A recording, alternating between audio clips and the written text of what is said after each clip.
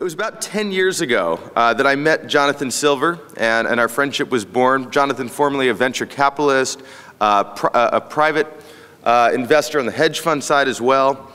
He was a policy advisor to 4 U.S. cabinet secretaries. So it really was one of the best days in our clean tech sector, the day that Jonathan announced that he was going to leave the private sector and give service to our country at the Department of Energy.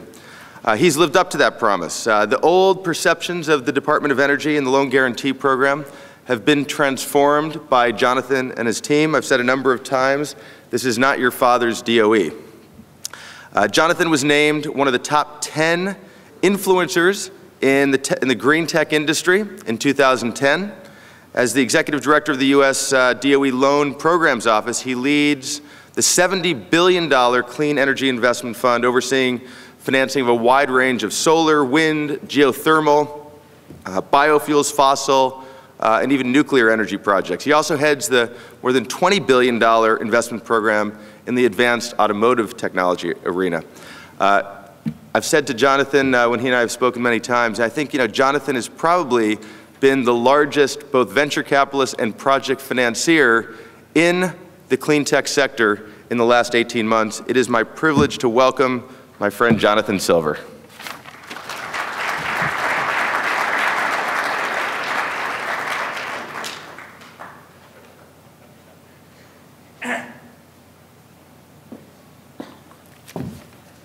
Only a true friend would ask me to follow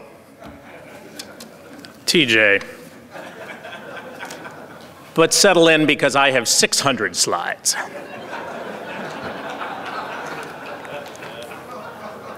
None with polar bears, however. Thank you, I appreciate it. I do not mean to be here as the government foil for that presentation, and so instead I'm going to play it straight and simply talk to you a little bit about the loan guarantee program. Ira did ask me to touch a little bit on sort of where we've been and where we're headed, and it's my great pleasure to do that. I do come to this, as Ira indicated, really from the private sector side. I spent most of my career in the investment business, either in venture capital or in the hedge fund industry. I also worked in the financial institutions group and in the clean energy practice at a consulting firm, ran a couple of companies, et cetera, et cetera, et cetera. And I say that only because the last time I spoke to a group like this, and in sort of a similar introductory process, in the Q&A period, the third or fourth person got up and said, given the fact that you're a communist, why would you, and I thought, me? In any event, we do try to run the loan guarantee program as a straightforward and straight up private equity funding activity. Obviously, we have a different set of objectives than you do, than I used to have. We are not looking to monetize our returns. Instead, we're looking for a series of public policy objectives. But let me sketch out for you briefly what it is we do. The agency is called the Loan Programs Office. We run 3 programs that are generally referred to by their title within the act they came from, 1703, 1705, and what's called the ATVM program, or sometimes referred to as the Clean Car program. Ironically, although that's the smallest of the budgets, it sometimes gets the most press. That's where we financed Tesla, Fisker, the Nissan Leaf program, Ford's new clean energy efforts, and the like. In fact, we just issued, and you may have seen, we just issued a loan commitment to a compressed natural gas OEM manufacturer working in the disabled space, so that was very, very attractive. The 1703 program is part of the Energy Policy Act of 2005. It was initially created really to provide financing for nuclear power projects, but in the ways of Washington, it also became a source of authorization for renewable energy projects as well. Those have a focus on innovative clean energy technology and a specific public policy mandate to look to meaningfully reduce greenhouse gas emissions and other kinds of particulates. 1705 added to the Energy Policy Act, actually was added to it through the Recovery Act of 2009, and it focuses somewhat more on the commercial level of that, the commercialization of those technologies, less focus on innovation, but really a very significant focus in addition on job creation. Both of them share a third public policy goal, which is to ensure to the fullest extent possible the safety and security of the investments and therefore taxpayer protections. And we take the responsibility that each project have a reasonable prospect of repayment. That's the term of art in the legislation. We take that mandate quite seriously. That mandate has certain implications. One is that each project, do you need to do something? Just keep going. One is that each project has to stand essentially on its own. It has to be sufficiently credit-worthy in and of itself to permit, you got it? To permit us to provide financing. Therefore, by extension, we do operate somewhat differently than a private equity fund would in the sense that I really cannot run a portfolio of projects, or more generically, I don't have the opportunity to use portfolio theory to manage the returns across the pool of applications because each has to stand on its own. Where we've been this year. The program was obviously initiated, mandated in 2005, and that's part of the gestalt around the sense that it has taken a long time to get it started. The reason for that, in part, is that the program wasn't even provided financing until late in 2008. In fact, as recently as January of 2009, there were 15 people in the program. When I arrived in mid-November of 2009, there were 35. We now have 160. And so obviously we've been able to make some things happen, I think, more effectively than we were able to before. At 160 people, the Loan Programs Office is the largest project finance group in the United States by order of magnitude or two.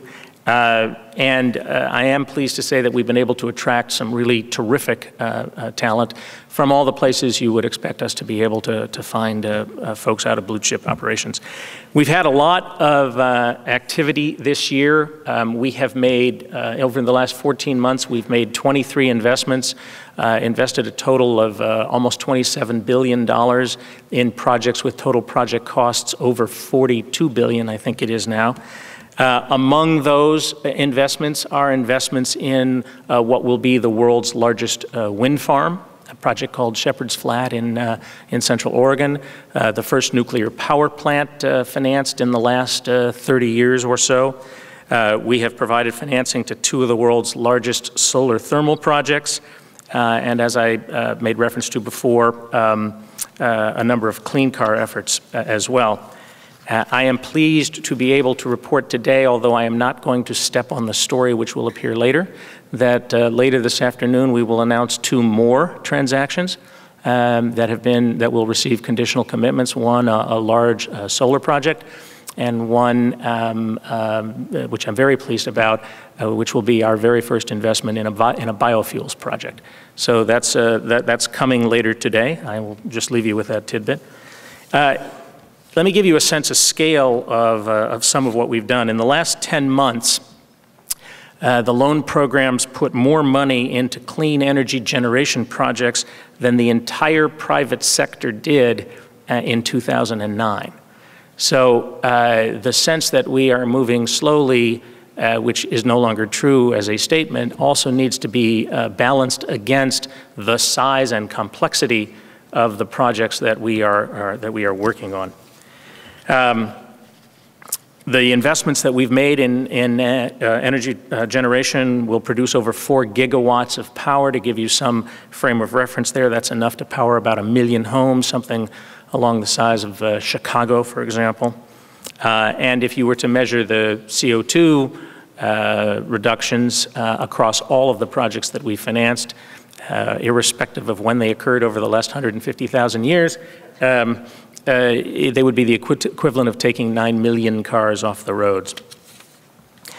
We've also been busy organizationally. I won't bore you with the details here, but it has had a meaningful effect on how we can respond to the work you've done. We've built a new website. Maybe more importantly, as a part of that work, we also built an online portal so that applications can now be submitted electronically.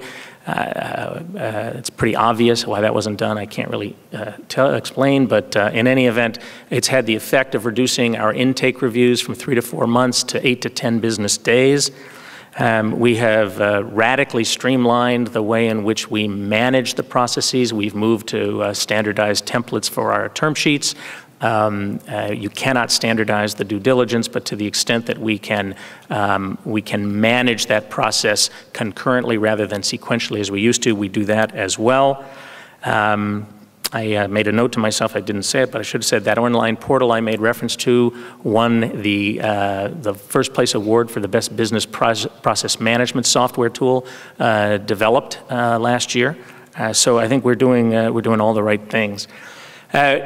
I'm sure you're aware that the program had originally received, one of the projects, the programs, the 1705 program, was originally funded with $6 billion in appropriations, some of which was then rescinded over time for various other important initiatives. We actually manage now with a budget of $2.4 billion, which, depending on what the credit subsidy is, and credit subsidy is really just the government's jargony way of talking about loan loss reserves. But if you assume a 10, 15% credit subsidy score, gives us the ability to do a total of about 25 to 30 billion out of 1705. I should probably explain one little wrinkle between these two programs. 1703, the innovative program, is what's referred to as a self-pay program, and 1705 has appropriated funds for credit subsidy. What that means in reality is that after we figure out what the loan loss reserve ought to be, a 1703 applicant pays that directly, and in the 1705 program, the government pays that fee on behalf of the applicants themselves. So it won't come as an enormous surprise to you that most, if not all, of the renewable energy projects that we have worked on today are in the 1705 program. It's hard, and I speak now in a sense as a former venture capitalist, it's hard to make the argument for if you are a board member of a relatively thinly capitalized, venture-backed innovative technology where you've got to put up real and significant hard cash that is both upfront and non-refundable, that's necessarily the most optimal use of resources. And so there's been, as I'm sure many of you are aware, an ongoing discussion in Washington as to how we can strengthen that program as well. We have, in addition to the transactions we've done, we have 23 term sheets out now with other applications in various stages of due diligence and negotiation. If the majority, and not necessarily all, but if the majority of those come to fruition, as I expect they will, we will certainly make full use of the funds that Congress has made available to us. Ira asked me to finish and then take questions, which I'm, of course, happy to do by talking a little bit about challenges and sort of where we go from here. The biggest unknown or the biggest challenge facing the private sector is actually the biggest challenge facing me, and that is the uncertainty of where these programs actually are going to fall out in discussions with the new Congress, the budget discussions, and the like. I'm sure most of you followed the debates last fall around the extension of various programs like 1603, which is the Treasury's ITC tax cash grant program, as well as the 48C manufacturing credit. One went forward, one did not. Our program is not up for any kind of renewal like that, but obviously there's an ongoing discussion about that. We're working closely with Congress and the White House to determine the best path forward. But we'll obviously want to work with all members, including new members of Congress, to ensure that congressional interests are being well served as well. But it is this programmatic and legislative uncertainty, I think, that has actually caused some of the retrenchment we've all seen in the clean tech space and in the financing of clean tech as well. Absent clarity, the only point I would make is that loan programs become even more essential. Perhaps the most effective mechanism would be a price on carbon, which would allow the capital markets to work directly. But absent that, these low-cost subsidies and various kinds of loans and loan guarantee programs are essential. We have some serious problems in this country, in this space. We have underinvested in clean energy and in the energy infrastructure literally for decades. We also lack a comprehensive map for the way forward, not unlike what we put together before we built out the national highway system. And we have not taken our responsibilities in this area terribly seriously. Actually, the one chart I found among the charts I found most interesting in TJ's project presentation was one that shows where energy and climate change fall on the list of the hierarchy of interests of the general population. I did note that while the last one was climate change, about 5 or 6 down was energy. But irrespective of which one you target, they're not in the top 1 or 2. We haven't developed the social vocabulary and the sense of urgency around this, which we clearly need to do. That's perhaps most easily demonstrated by the fact that last year the U.S. had the highest GDP in the world, but ranked 11th in clean energy investment as a percentage of GDP. And obviously, our transmission system is inadequate as it currently stands to handle the ramp that's required for us to get where we're trying to go. So there's a lot of work that remains to be done. I choose to see that as an opportunity rather than as a crisis. In my opinion, clean energy is not a political issue. I say this often, and I know it's a little glib, and I apologize for that, but the wind blows and the sun shines in both red and blue states. It's not a political issue. It's actually a global competitiveness issue. If we are going to free ourselves from energy dependence on the rest of the world, particularly on unsettled parts of the world, and if we are going to compete in what, in my opinion, will be the next tsunami of economic opportunity, not unlike the last several decades of the telecommunications revolution, in the clean energy revolution, then we have got to commit ourselves to a strategy, an approach, and put dollars behind that, ideally out of the private sector, where necessary by support from the government in order to do that. Everyone else around the world is doing the exact same thing, and if we don't take advantage of both the opportunity in front of us and the innovativeness that we know we can generate here, we will have missed that opportunity and we will get left behind. So I would close with the request, the thought, the hope that you in the room represent the cutting edge of folks who are serious about this space and thinking about it. We've got to take that interest and dynamism and multiply it literally hundreds of times to get the rest of the country involved in the same way. So we're doing our part at the loan guarantee program to make that work. You will see large numbers of transactions move through the pipeline now that we're essentially at ramming speed. I'm very pleased with where we've come in the last 12 to 14 months. We have a lot of work left to do. We can always get better. I know there are things that still need to be fixed, and I promise you that we're addressing them to our fullest capability. But we are fully committed to supporting the President's very strong interest in and commitment to leading a clean energy revolution in this country, and I appreciate your help in all of that as well. Thanks so much.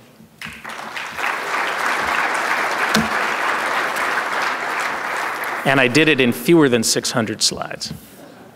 Ira, did you want me to take questions? Hi, Jonathan. Living the dream, nicely.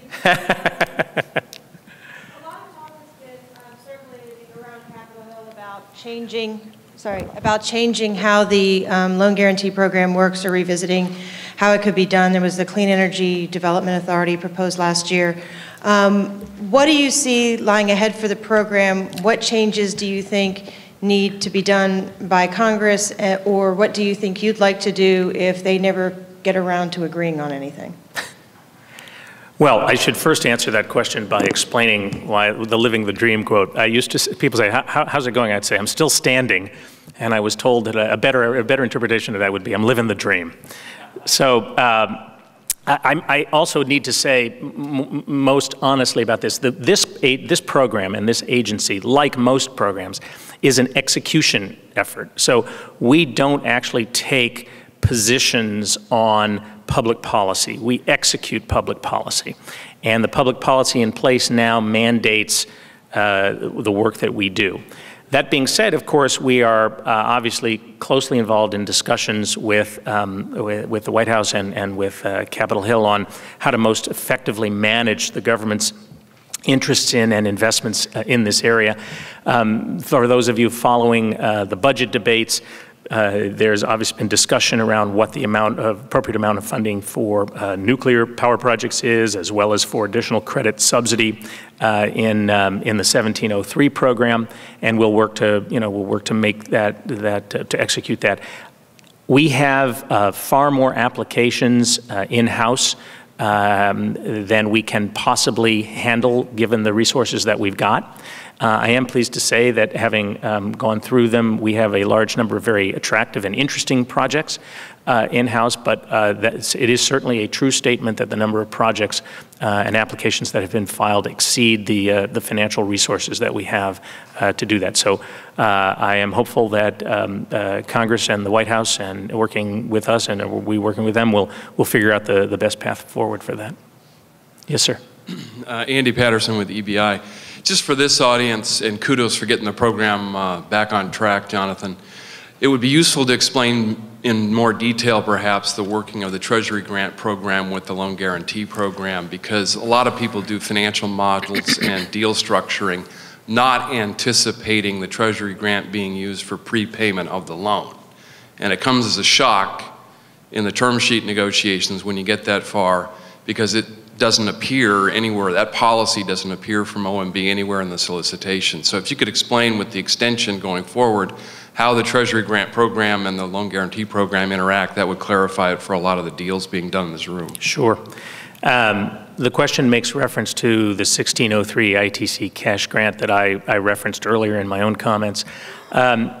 First, I should observe that the two programs are independent of one another. It is certainly possible to apply for a loan guarantee without having applied for or received an ITC grant. It is also possible to apply for and receive an ITC grant without having made application to the loan program.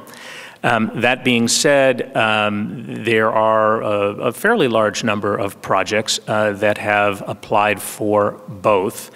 And the question actually gets to a level of detail that I won't bore you with here, but as to how we develop terms and conditions around the repayment of the loan guarantees. From time to time, the ITC the cash grant is used as part of that calculation. There is no, however, there is no fixed formula for that. Each transaction is obviously a unique one. Each negotiation is custom fit, if you will, to the applicant's needs and resources and the project demands. So we do obviously work with the ITC funds as part of the dialogue, but there's no single answer to how any individual project would be handled. Yes, sir. Solar Panel Plus, you mentioned that there are 23 term sheets in process. 23. 23. Do you accept still applications? Is there any limit? Could you explain? Yes, unfortunately, the solicitations that we have had out in the market are now closed. which means that when the process here is that the government issues a solicitation, which again is our jargony way of talking about RFPs. We receive applications in, we process them. In order to make it actually easier for applicants than it was, we broke that into a two-part process, a Part 1 filing and a Part 2 filing, which probably sounds bureaucratic, but let me explain why we did it. We did it because originally what happened was you had to pay your whole fee up front, and then you wouldn't know what happened until we gave you a yes or no answer, but you lost your fee. Here we've essentially developed kind of a Cliff's Notes version for Part 1, which will allow us to tell you at least if you're eligible, and if your application is complete, and therefore also charge you much less than we originally needed to do that. The Part 2 application is the much more robust, fuller, and complete application. As a result, there are Part 1 deadlines for the submission of Part 1 applications, and then later deadlines for Part 2 submissions. Each solicitation has its own time frame, and within it has Part 1 deadlines and Part 2 deadlines. The solicitations that were out in the market are now closed, and so we are working on the applications that we have in-house. I'm not sure exactly, when the next solicitation or set of solicitations will come out. We'll have to develop that in the context of the budget process going forward. Yes, sir. Yes, I have a startup company. We're at the prototype stage, getting ready to go into first product scale. So at this point in time, is there anything that we could do to help the process down the road if we get to the point of going for a loan guarantee? It's a great question. I get asked it all the time. I noticed Kathy Zoy, who was my colleague and was here yesterday, has a chart up on the wall, or I don't know quite how that chart got there, but it looks cool, however it got there. And one of the things that it says on there is RD, D&D. We're the fourth D. So there's research, development, demonstration, and deployment. We're the commercial deployment scale. We're at the way far end. So we are not the right place for startups.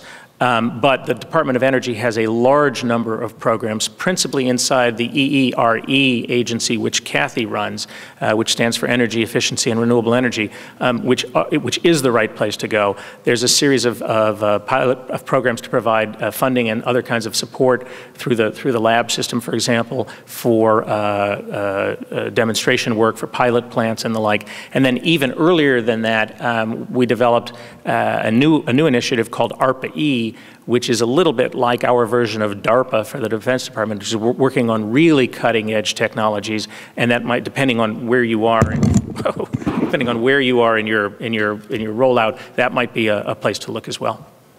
Yeah, so I know you mentioned there are going to be 2 offers announced later today. I was curious, first of all, if you could provide any more information about those. If not, since one of those is going to be for a biofuels project, if you could just talk for a little bit why you think it has taken so long to make one of those offers and what the department is looking for from those types of applicants. Sure. Let me address your second question, because I don't want to step on the news story, although I did get permission to say that we were going to announce them today. What's that? Is it out now? Great. Well, if it's out there, then we funded a project called Agua Caliente, which is a large photovoltaic power generation facility, and the press release is, I guess, on the wires now, so it's great, very exciting. That was a reporter that just baited you into that. It's all right. I actually looked at my watch and I knew when. I actually looked at my watch and knew when it was released, so we're good. Plus my BlackBerry buzzed, which was the other signal. Biofuels projects, we are keen to do biofuels, and I know that many of you in the audience have been involved with and are interested in financing them. They have been something of a challenge for us to get done, not because we lack interest in them, but because you have to remember what we do. We provide project finance, right? We don't provide venture, we don't provide venture debt. We don't provide convertibles or other kinds of wraps. We do project finance, which means that we have to be able to identify cash flows to offset the amortization schedules and the repayment schedules. Typically, as I'm sure you know by virtue of having asked the question, the biofuels business ecosystem doesn't work that way. This is basically the production of, and I mean this fully respectfully, of a commodity or commodity-like product which is sold into a spot marketplace. To a certain extent, we've been able to, and project applicants have been able to extend that spot market through volumetric agreements of one kind or another, but not necessarily with pricing support. And consequently, for project financiers, it gets very difficult to understand where the cash flows in the out years will come from to support the length of the tenor of that loan. In the particular case that will be announced later, we all were able to come up with a methodology for doing that. So it's very exciting, and hopefully it'll serve as a pattern for others. We have a substantial number of other biofuels projects in various stages of due diligence now. Thank you very much.